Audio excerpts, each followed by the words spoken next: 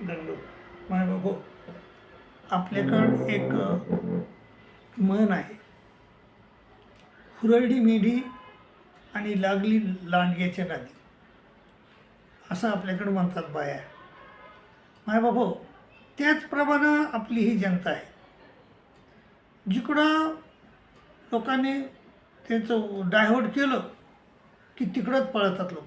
मी एकदा माझं गाव सोडून एका कार्यक्रमाला गेलो होतो आणि कार्यक्रमावरून आलो तर एक महादेवाचं मंदिर होतं जुनं.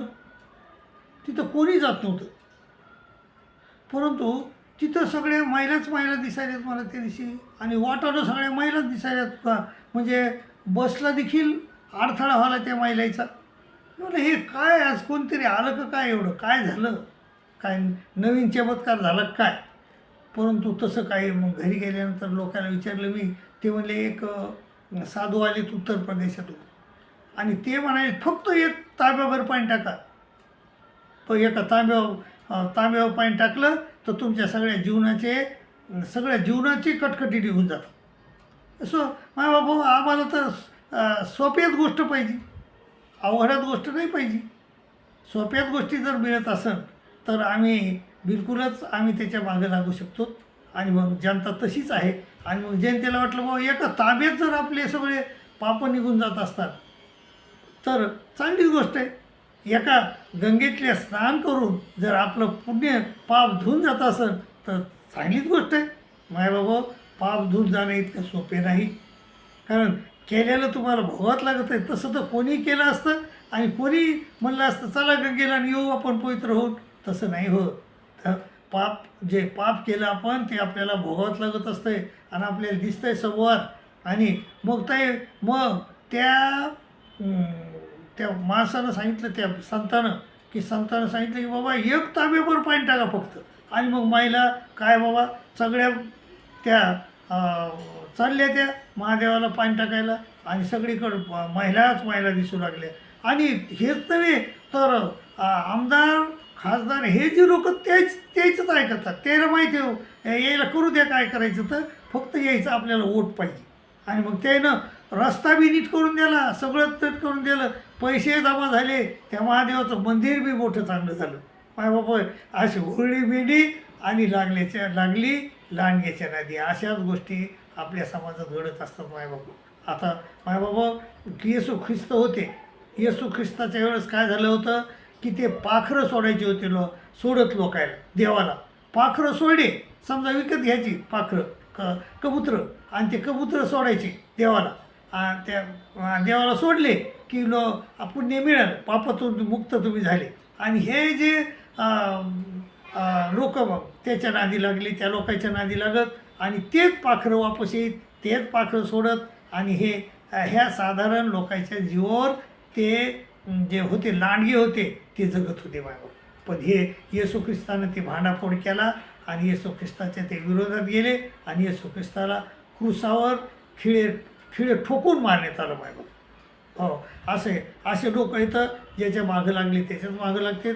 आणि हे शिकवणारे लांडगे ते देखील फार अतिशय हुशार असतात. मी त्या बाबाकडे गेलो दुसऱ्या दिवशी, आणि बाबाला म्हणलं बाबा हे इतकं सोपं आहे का पापातून मुक्त होणं, तुम्ही पापातून मुक्त होणं इतकं सोपं आहे का. ते मला म्हणला तुम क्या करते. म्हणलं क्या मैं साधु हूँ, मैं गीता पढ़ाता हूँ लोगों को. मग तुमको मालूम नहीं क्या गीता में क्या लिखा है. मैं बोला क्या लिखा है. अब वो मैंने पत्रम पुष्पम फलम तो एवमे भक्त्या प्रयच्छति तदा भक्तपुरतम अष्टामी प्रयत्न.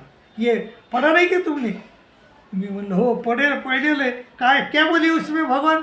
तो पत्र दे, फूल दे, फळ दे, पाणी दे. मैं तो पाणीच डालने को बोल रहा ना. म्हणजे भाई बाबा, हे लांडगे एवढे हुशार असतात. मग लोकायला हे चला चारीधाबा यात्रेला, चला याला, चला त्याला. आणि हे जे लोक असतात भाई बाबा, हे साधे सुधे, हे मेंढी पडत न्याय त्याच्या नादी लागतात, आणि पैसे बी जातात त्याचे, आणि त्रास होतोय त्याला. आणि मला सांगत आहे माय बाबा, जरी समजा कोण्या देशात जर हिंडायला गेले, आपण फिरायला गेलो, कोण्या प्रांतात गेलो, गंगा नदी पाहायला गेलो, गंगा नदीचं बी पाणी आपल्याच गोदावरी नदीसारखं आहे का नाही, सारखंच पाणी आहे का नाही. पाणी सारखं आहे, तिकडं झाडं बी सारखी येतं, माणसं सारखी येतं. मग काय वेगळं आहे तिकडं सांगा बरं? काहीच वेगळं नाही न माय बाबा. पण ह्या अशा लोकांच्या नादी लागू नका. म्हणजे लांडग्याच्या तुम्ही नादी लागू नये. आणि ते तर जाऊ दे माय बाबा, पण आमच्या ज्ञानपंथात देखील तसेच लोक आजकाल झाले. तुम्हाला डबल पैसे करून देतो असं म्हणतात आणि अनेक लोकांना बुडवितात ज्ञानपंथात. आणि अन्य लोकांचं द्या सोडून, पण ह्या ज्ञानपंथात देखील तसे लोक झाले. लोकांना पुढं म्हणजे त्रासात घालवायला आणि हे निघले. आणि हे लोक देखील म्हणजे मेल्यासारखे त्याच्या मागं पाळतात. माय बाबा, त्याच्या मागं पडू नका. आणि ठाईचं बसून करा एक चित्त, आवडे अनंत आळवा. तो घरीच बसा असं संतांनी सांगितलं.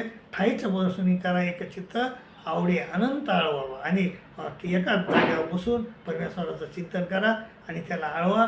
ते तुमचं भलं करीन. पण असं तुम्ही त्रिवेणी संगमी नाना तीर्थे भ्रमी, तर चित्त नाही ना मी तरी ते व्यर्थ, असं ते संत ज्ञानेश्वर माऊलीनं आपल्याला सांगितलं आहे. मा बाबा, तसं पडू नका कोणाच्या मागं.